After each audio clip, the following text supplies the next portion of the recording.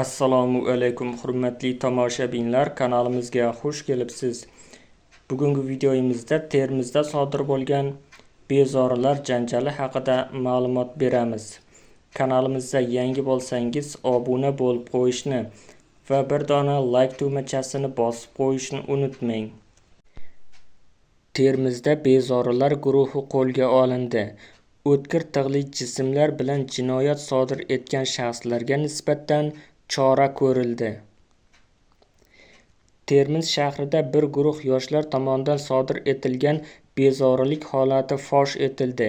Ichki ishlar vazirligi ma'lumotiga ko'ra, Chegara mahallasidagi sport majmuasida ilgari sudlangan shaxslar o'tkir tig'li jismlar bilan qurollanib, jamoat tartibini buzgan.